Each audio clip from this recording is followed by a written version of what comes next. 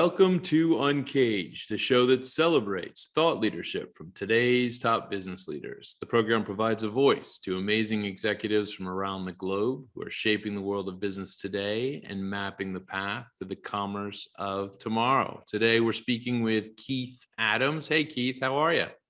I'm doing well, Ben. Thanks for having me. Yeah, it's great to have you on the show. Keith is the president of Alma Lasers. Alma Lasers has been at the forefront of multi-technology systems, really kind of, I'd say, focused on building laser-based solutions, light-based radio frequency solutions for the aesthetic and surgical markets.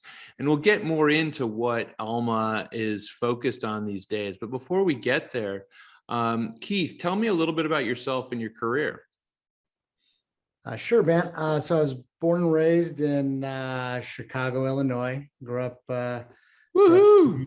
in the rough and tumble inner city of the north side of Chicago. Which suburb are you from? So no, I grew up in Edgewater, which is Edgewater. Okay. a couple miles north of Wrigley on the lake. Nice. So yeah, I'm one of the few people that says when they're from Chicago, I actually grew up in the city. Yes, I'm from Evanston. So, okay. Oh, you're right there. Yeah. Yeah. So I'm an E-Town kid, but spent a lot of time playing sports in Rogers Park, which is about halfway in between. Absolutely. That's great. So I grew up in Chicago, and from a sort of blue collar, lower blue collar family, and I'm one of those people that feels very strongly that sort of shaped by your experiences. I won't go into it as we only have a short time today. I won't go into all the happenings of my childhood, but nonetheless, I feel like a lot of what I sort of persevered early on in life has kind of led me to where I'm at today, and let me sort of given me the chip on my shoulder that's allowed me to tackle the challenges to get to where I'm at today. And by no shape or form am I a complete is this thing over. I'm still only 42 years old and have a lot of energy and spirit left, but I as we're supposed to go through sort of the my career, my experiences, but really I think one of the more compelling pieces are the jobs that aren't on the resume, right? Mm-hmm. Which those jobs that you have from the time you're 14 to maybe 20, 21. And I get a lot of good ribbing from friends and that go back and family that talk about the 20 to 25 jobs that I've held, always trying new things, delivering newspapers. I started telemarketing when I was 15 years old after practice. And even I was the master of the jobs that you didn't have to have any qualifications for, and including door-to-door sales for vacuums. So I really had a sales focus my whole life, mostly because I wasn't very good at school. So I was always more of a outgoing, extroverted sales type person, and will use the tools of my words rather than kind of going to school focused on being a lawyer or a CPA or a doctor. That was just never in the cards. So whatever you're doing seems to be working, because now you find yourself as the president here at Alma. And I mean, the company seems to be doing some really, really exciting stuff. And so I'd love to hear about how the business has evolved and your plans for it going forward. Absolutely. I joined Alma about a little over 3 years ago. Started in this industry about 11 years ago as a sales rep, and held a handful of regional type and management roles, mostly on the sales side of things. And about little over 3 years ago, as I mentioned, I took on the role of vice president in marketing, and sales for Alma, and really focused on leading a turnaround of their commercial activities. And Alma's always been really well known. I mean, we operate in a very small niche part of the medical device industry. And so most people have never heard of us or our competition for that matter, but we've always had a strong name within the industry as far as devices go, sound engineering, quality products, durable, sustainable. But what we didn't have is a real, kind of acceptance from the market from a branding standpoint, from a marketing standpoint. We didn't have, that name that resonated with private practice physicians who we typically, are focused on. That's who buys our equipment Mm-hmm. to offer aesthetic-based services, whether it be for hair removal or skin rejuvenation, non-invasive body contouring, fat transfer, things of that nature. So the goal was to take the great technology and build a strong commercial team, Mm-hmm. get our name out there, and over the last 3 years, we've almost quadrupled our revenue. Wow. And we've been able to maintain a solid, we have a great R&D team, great engineering team and production, which has always been the case. But I think more than anything, we've been able to put together a cohesive plan and culture to attract top talent, retain that talent, and get the team with some momentum. And you know how it goes. Once things start moving in the right direction, people want to be a part of that, and that's both as an employee or a team member, as well as your customers hear about it, and they get caught up in the excitement of what you're doing and want to be a part of it. Yeah, and I mean, I think during the last couple of years to have that level of growth is really spectacular. I mean, when you look at all the things that Alma is working on right now, what are you really excited about that you guys are working on? As I mentioned previously, when I made the move over to Alma didn't necessarily have the best reputation in the industry. As far as it relates to technology, it was solid, but pretty much their commercial activities were sort of a bit anemic here in North America. And the reason why I had made the commitment and the decision to come over from where I was, which was a competitor within the industry, was because I was really compelled by the direction of where Alma and the executive leadership, the CEO, wanted to take the company. Most of the companies within our space, they make lasers, they make radio frequency technology, they make light-based equipment, and that's sort of where it begins and ends for the majority of our competition. We are taking a little bit of a different approach, which is what excited me, was the opportunity to stop focusing on being a hammer to every nail that's out there, Mm-hmm. and really looking at the patient, Mm-hmm. and being a more sort of patient-centric type of organization, because we all know, and aesthetics, I shouldn't say all, I don't want to paint with a wide brush, but aesthetics is definitely growing. And it's, Mm-hmm. if you look at it today versus where it was even 3 to 5 years ago, it's been growing, substantially, and it's more mainstream. If you turn on your, TV, there's all sorts of commercials about, Botox or injectable face fillers, laser treatments, cool sculpting. Yeah. So what we wanted to do is really focus on what are all the different types of services that a patient is looking for, rather than just a device. Mm-hmm. That could be skincare or injectables. It could be a number of different types of applications. And so that's where we're what I'm most excited about, and sorry to be long-winded, is that we've kind of made the decision as an organization to have the medical device portion of the business just be one solution. And we're growing out an ecosystem with the patient sort of in the middle. And we're going to grow into these other areas rather than just trying to make the newest, latest, and greatest gadget every year. It's a game that's hard to repeat year over year.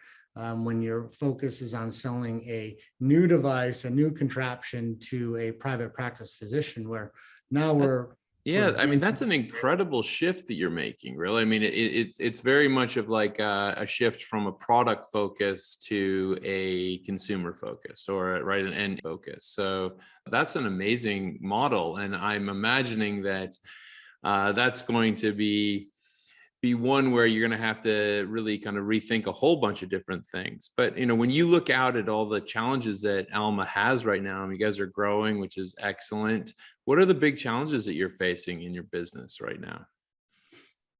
Well, I would say one of the challenges that is sort of on my mind every day is you look at the success that we've had over the last 3 years, and I would, as much as I absolutely can't stand this word, but I can't come up with a better term. So maybe if you have one, you can share with me.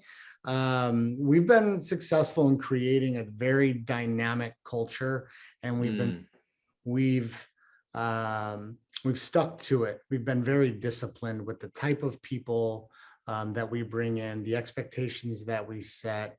And it's never easy to build a culture for anybody that's done it or tried, but it's much easier to do when things are small and contained, right? When you go through explosive growth, and we're going to more than double our business from last year, which is, a year where we grew over 30% from the previous year. You need that infrastructure. That's great to have that level of sales and revenue growth, but you need a team internally to support that growth. Yeah. So make sure that you're giving the proper customer experience. So, really it's about maintaining what we've built as far as culture goes, as we go through this crazy. Yeah, and I can see that the cultural element really will play a key role in this whole approach shift as well, because when you're trying to sell almost like a broader portfolio or a complete solution, that's about relationships, right? That's about having deep relationships with your customers, right? So that will also come right back to that culture piece, right? So. Well, yeah, absolutely. It's the name of the game has always and always will be in the business is recruiting and recruiting top talent. But more so than that, we believe in retention, retaining our top people. It should be much easier to do. And it's less of a risk, it's less of a gamble. But as you say, as you go into a more of a relationship type of sale, and you want a familiar face, you want to give people, your best people, a reason to be a part of what you're doing, to stick around and to feel like they have some ownership within the organization in the process. So Keith, you're doing amazing stuff, and I can imagine all of this is exciting you these days. But I hear you talk a lot about culture. I'm just curious, what brings you the most joy from what you're working on? I'm not going to steer too clear from culture here. It's like, maybe it's a lack of, practical education, but I lean on, and I didn't come up with this. You being a Chicago guy from Evanston, you're probably a Chicago Cubs fan, or at least I hope you are. I am. Okay. I was thinking that, growing up in Edgewater, if you were a Sox fan, that would have been a bold move. That was not allowed in my family. That was, I bleed blue. So royal blue, that is. So we, where was I going with that? So we have a slogan that John Madden used, or Joe Madden used for the Cubs during the 2016 World Series run, which really just resonated with me. And it was do simple better. And it's easy to just sort of kind of let it go in one ear and out the other, but it's actually pretty profound when you think about it. It's so much of success is in the simple things, and doing the simple things better and more effectively and more consistently than your competition. And that's sort of where, when you talk about joy, is I enjoy tackling very difficult and sophisticated problems in the simplest way possible. And it's typically through people, right? It's working with people. We've got a number of challenges today with COVID, right? Mhm. And whether it's the supply chain or it's the labor shortage or there's just the extremism of people panicking. But I think that's temporary. At least I hope it's Yeah. temporary. I think the real hope for the future and the real challenge, going back to a question you had asked me earlier, lies within doing something sustainable, and people are sustainable. Yeah. Relationships are sustainable. Yeah, no, I can see that. And I really like the way you're building the business. And, I agree. I hope that the pandemic is hopefully going to be in our rearview mirror at some point soon. Although, based on the news in the last couple of weeks or days, you never know. But, when you're looking forward, what are your hopes for Alma and your plans for the next couple of years? Sure. The plans are to continue to build out this aesthetic ecosystem that I had mentioned earlier, to really advance beyond the paradigm of what we've been the last 20 plus years in this industry, which is a good one, but a widget maker, and really focusing on that patient and really focusing on providing a great customer experience, a great patient experience, and doing that at the same time, not to keep using the word, but focusing on that employee and team member experience as Mhm. well, and making them feel like they're a part of something. So, I'm hoping we have best laid plans, right? It all looks good right now on Yeah. paper, and the hope is that we can see those plans through, and retain some of the great people, if not all the great people that we have, because it's those relationships that you form from people from dynamic, diverse backgrounds, and to see them come together to solve a problem or a common goal or objective is pretty fun to watch. And you create these very unique and long-lasting relationships, and it's fun to watch the team win together, Yeah. in that environment. Well, I love the story, Keith, and I love what you're building here. I mean, I think, we've talked about a couple of key things. One is this aesthetic ecosystem that you're building with a broader portfolio for the business. And the second thing is culture. And I would have to tell you that culture for me during the pandemic was the one thing where we quadrupled the budget to build, because it was, in a digital world, in a world where you're not going to see people sit face to face all the time, it seemed like it was even more important than ever before. And so I really love the way you're going with that right now. We've been speaking with Keith Adams. He's the president of Alma Lasers. We've been talking about a whole bunch of the things that he's working on in terms of pushing Alma to the next level. It's been a really, really interesting conversation. Thank you so much for being on UNCAGED today, Keith. If someone wanted to reach you, where should they find you? Sure, Ben. Well, thanks for having me. First and foremost, it's been a pleasure. You can reach us at our website at www.almalasers, ALMALASERS.com. And there's a comment section in there. You can email us directly from there. I'd be more than happy to hear from anyone that's watching today. Or perhaps they'll see you, Keith, at a Cubs game, maybe, if we're all lucky, right? So Hopefully it's in the early innings. yes, great. So we've been speaking to Keith Adams, president of Alma Lasers. Alma Lasers is a global innovator of laser, light-based radio frequency and ultrasound solutions for the aesthetic and surgical markets. Great to have you on the show, and we look forward to speaking to you again soon. Thanks a lot, Ben. Take care. Cheers.